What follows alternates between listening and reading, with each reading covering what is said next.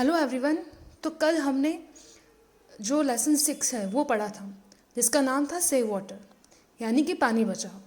अब आज हम उस लेसन में जो क्वेश्चन आंसर हैं उनको हम सॉल्व करेंगे। तो एक्टिविटीज़ जितनी भी एक्टिविटीज़ है जो आपके एग्ज़ाम में आएंगी उनको मैं आज सॉल्व हम करेंगे। तो सबसे पहले हम शुरुआत करते हैं। तो सबसे पहले यहाँ तक हमने कल पोएम पढ़ी थी, उसके बाद आगे ग्लॉसरी।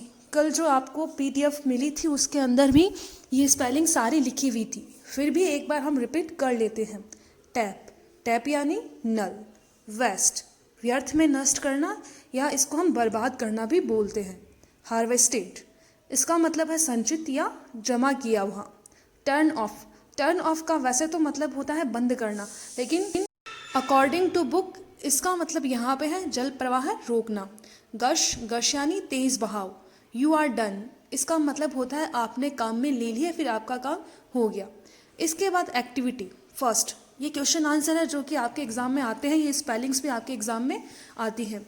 तो क्वेश्चन आंसर है पहला जो आगे वाले पेज पे आपको मिलेगा, यहाँ पे लिखा हुआ है आंसर द फॉलोइंग क्वेश्चंस, यानी कि नीचे दिए हुए प्रश्नों का उत्तर दीजिए। तो सबसे पहला नंबर क्वेश्चन है, What do we find in the rivers, lakes and ponds? What do we find? Find यानी होता है प्राप्त करना, मिलना। What यानी क्या, तो हम क्या प्राप्त करते हैं in the rivers, नदियों में से, lakes, झीलों में से, and ponds, तालाब में से। तो हमें वहाँ पे क्या मिलता है, तो इसका answer water. We find water in the rivers, lakes and ponds, यानी हमें यहाँ से पानी मिलता है। नंबर 2 नंबर क्वेश्चन है, for what activities is water used? पानी जो होता है वो किन किन एक्टिविटी का मतलब होता है कार्य, किन किन कामों के अंदर पानी है वो काम आता है। तो बहुत सारे यूज़ है, लेकिन हम यहाँ पे कोई 4 यूज़ लिख देंगे ताकि आपको याद भी अच्छे से हो जाए। तो water is used for cooking, bathing, drinking and washing. इसके अलावा भी बहुत सारे यूज़ होते हैं, लेकिन हम यहाँ पे ये 4 तरीके ही मेंशन करेंगे। नंबर 3 क्वेश्चन है, do you keep the tap on? Do यानी करना, लेकिन सबसे आगे आया है, तो यहाँ पे डू का मतलब क्या। Do you keep the tap on, क्या आप टैप है वो ऑन रखते हो? टैप यानी नल, कीप यानी रखना। वैन, वैन जब भी आगे आए क्वेश्चन के तब वैन का मतलब होता है कब, लेकिन जब भी वैन सेंटेंस के बीच में आए तो वैन का मतलब फिर हो जाता है जब। तो यहाँ पे कब नहीं होगा, यहाँ पे होगा जब। तो क्या आप नल को ऑन रखते हो जब यू ब्रश योर टीथ और बाथ, बाथ यानी नहाना और ब्रश यानी आप जानते ही हो। तो जब भी आप ब्रश करते हो अपने टीथ, अपने दांत और बाथ करते हो, तो क्या आप टैप को ऑन रखते हो? तो इसका आंसर हमें लिखना है नो आई डोंट। इतना भी हो सकता है, और अगर हम फुल लिखना चाहें तो फुल हो जाएगा no I don't keep the tap on when I brush my teeth और बाथ। तो शॉर्ट में लिखना चाहे तो अगर हम लिखते हैं नो आई डोंट तब भी राइट होगा, और हम बड़ा लिखते हैं तो भी वो राइट ही होगा। इसी तरह नंबर 4 क्वेश्चन है, does your mother keep the tap on? क्या आपकी माता जी, मदर यानी माता, कीप यानी रखना, क्या आपकी माँ टैप ऑन रखती है while washing the utensils? Utensils UTENSILS, utensils का मतलब होता है बर्तन, वाइल का होता है दौरान, और वॉशिंग यानी धोना। तो क्या बर्तन धोते वक्त या उस दौरान आपकी माताजी है वो जो टैप होती है उसको ऑन रखती है क्या? तो इसका ये होगा नल धो, टैप ऑन रखने का मतलब, वॉशिंग का मतलब ये यहाँ पे कि जब हम साबुन लगा रहे होते हैं तो उस वक्त क्या वो ऑन रखती है? तो इसका आंसर भी हमें नेगेटिव ही देना है, यानी नो में ही देना है। नो शी डज नॉट, अगर हम इतना लिखते हैं तब भी करेक्ट होगा, और अगर हम फुल लिखे no she does not keep the tap on while washing the utensils, तो दोनों ही सही होगा। इसी तरह नंबर 5, वो भी आगे के 3 और 4 क्वेश्चन के अनुसार ही हमें करना है। Does your father waste water while shaving? Shaving यानी दाढ़ी बनाना। तो क्या आपके पिताजी वाटर वेस्ट करते हैं? तो इसका भी हमें यही लिखना है नो ही डज नॉट। अगर ही, क्योंकि फादर है इसलिए इनके लिए ही प्रोनाउन आएगा, नो ही डज नॉट, नहीं वो नहीं करते। और अगर पूरा लिखना चाहे तो भी लिख सकते हैं no he does not waste water while shaving, नहीं वो शेविंग यानी दाढ़ी बनाते वक्त पानी को वेस्ट नहीं करते। तो ये जो क्वेश्चन है बहुत इजी है, 5 के 5, और एग्ज़ाम में भी इनके आने के पूरे चांसेस रहते हैं और आए हुए भी हैं। फिर एक्टिविटी फर्स्ट का बी वाला, Write T for the true statement and F for the false statement against each of the sentence given below. यानी ये जो सेंटेंस लिखे हुए हैं ये सही है तो हमें टी यानी ट्रू के लिए टी लिखना है और फॉल्स के लिए एफ लिखना है। पिछले 5 पार्टों में हमने ये सॉल्व किए तो आपके समझ में आए हुए होंगे। तो पहला क्वेश्चन है we should save every drop of water. We should यानी हमें चाहिए, SHOULD शुड, इसको शुल्ड नहीं पढ़ते, इसको शुड पढ़ते हैं, जिसका मतलब होता है चाहिए। तो we should save every drop of water यानी हमें पानी की हर एक बूंद, ड्रॉप यानी पानी, सॉरी बूंद, ऑफ वाटर पानी की, तो हमें पानी की हर एक बूंद को सेव करना चाहिए। तो ये है ट्रू। तो इसके आगे हम टी लिखेंगे, पहले वाले में हम टी या ट्रू लिखेंगे। Number 2, never let the taps run. Never यानी कभी नहीं, टैप जो होती है, नल होती है, उन्हें कभी भी खुला मत छोड़ो, यानी जब आप यूज़ नहीं कर रहे हो तब उनको खुला मत छोड़ो। तो ये भी होगा ट्रू, यानी पहला भी ट्रू होगा और सेकंड नंबर वाला भी ट्रू ही होगा। इसी तरह नंबर 3 है वाटर शुड बी हार्वेस्टेड। पानी है वो बचाया जाना चाहिए, या हार्वेस्टेड का मतलब होता है संरक्षित रखना चाहिए या फिर जमा किया हुआ रहना चाहिए। तो जो पानी है उसको हमें बचा के रखना चाहिए, जमा रख के करना चाहिए या फिर संरक्षित रखना चाहिए। तो इसका भी क्या होगा ट्रू। तो ये पहला नंबर, दूसरा नंबर, तीसरा नंबर तीनों ही ट्रू होगा।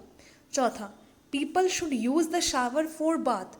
पीपल शुड यूज़, लोगों को काम में लेना चाहिए, शावर फॉर बाथ, नहाने के लिए शावर हमें काम में लेना चाहिए।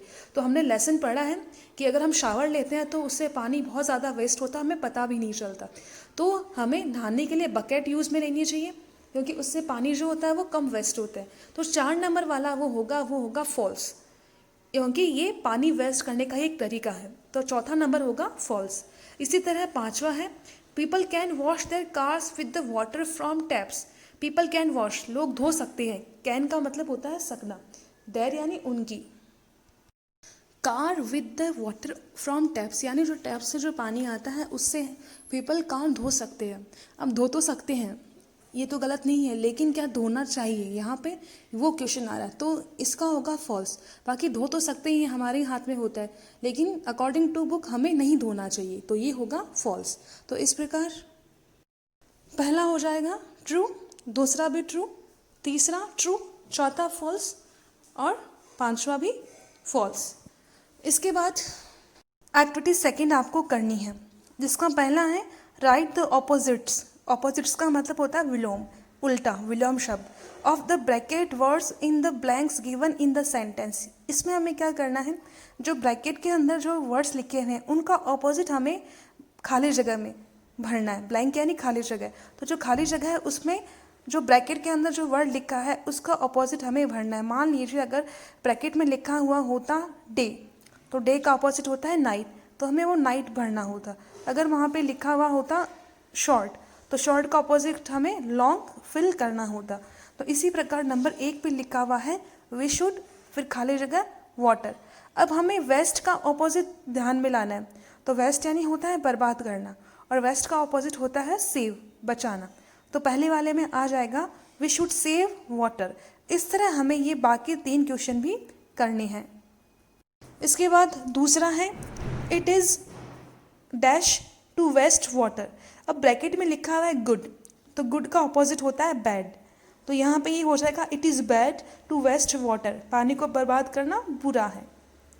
इसी तरह नंबर 3 पे लिखा हुआ है we should dash reach school in time. अब खाली जगह में लिखा हुआ है नेवर, तो नेवर का मतलब होता है कभी नहीं, और अगर हिंदी में हम कभी नहीं का ऑपोजिट करें तो वो होता है हमेशा, और हमेशा को इंग्लिश में बोलते हैं ऑलवेज।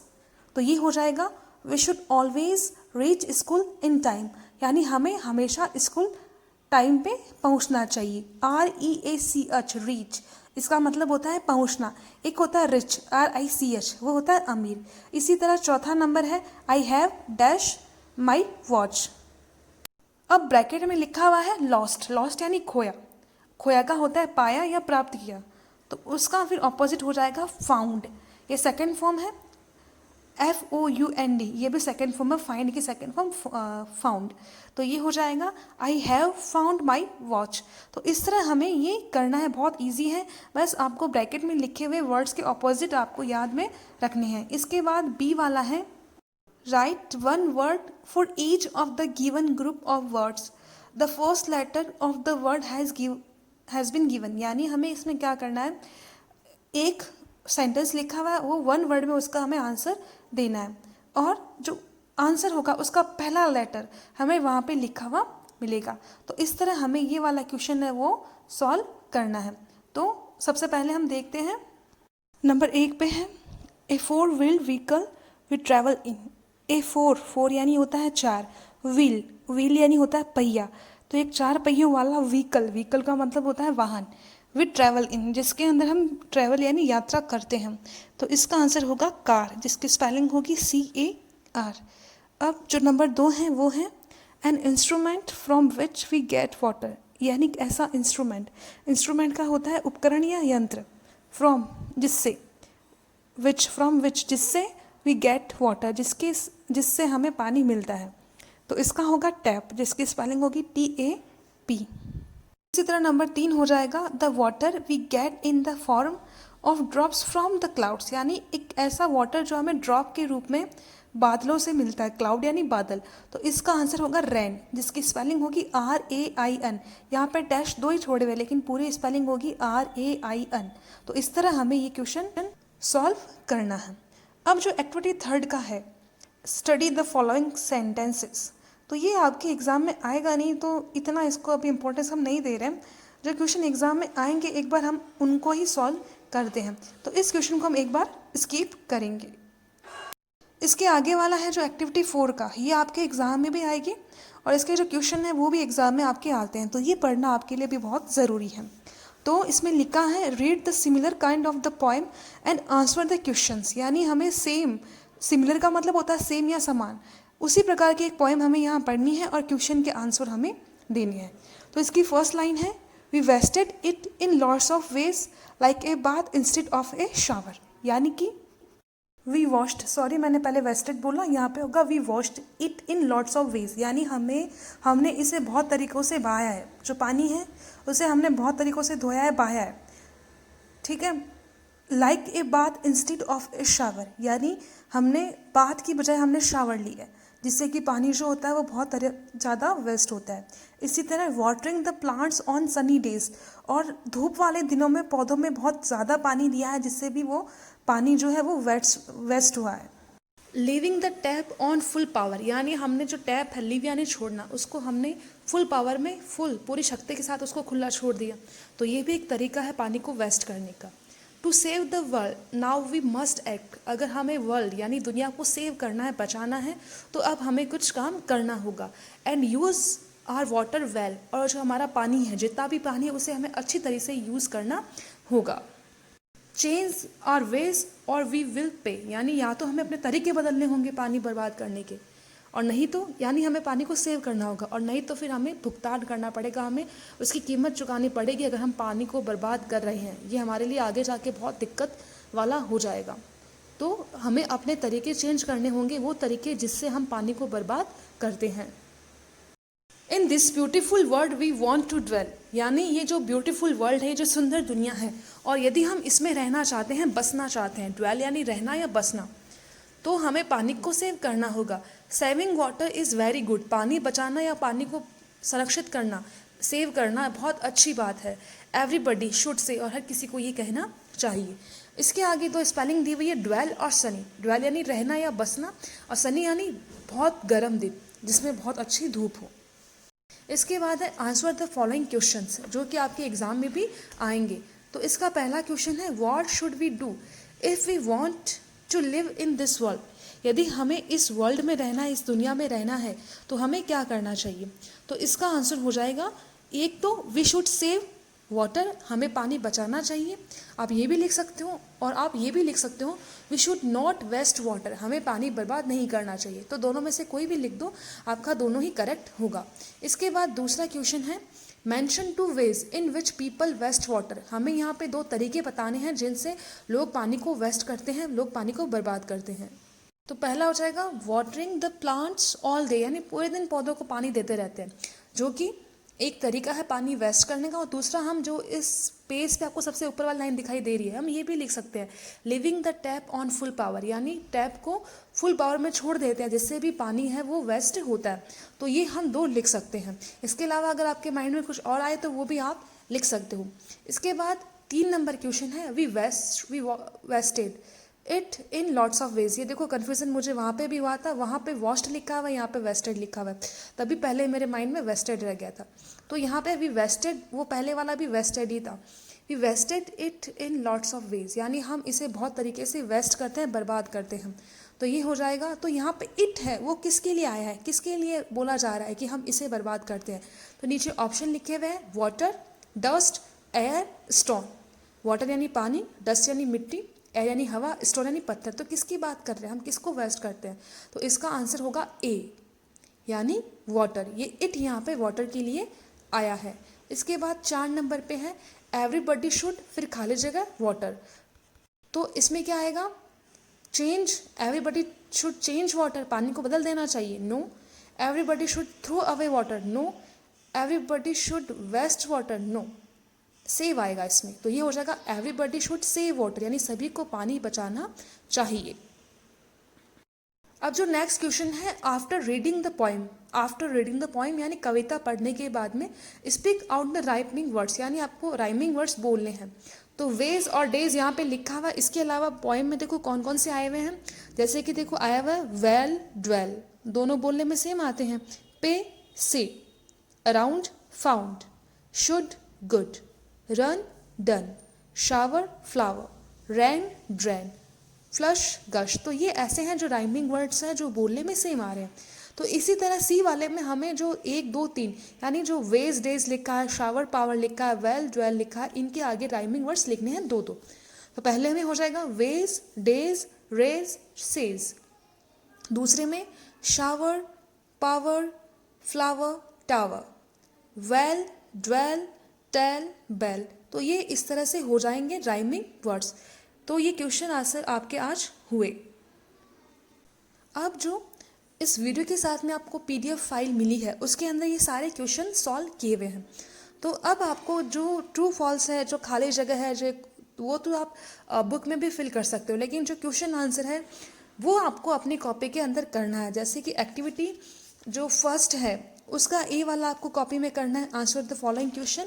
और एक्टिविटी 4 जो हमने पढ़ी, इसका ए वाला जो दिख रहा है आपको स्पेस है, वो भी आपको कॉपी के अंदर करना है। Thank you.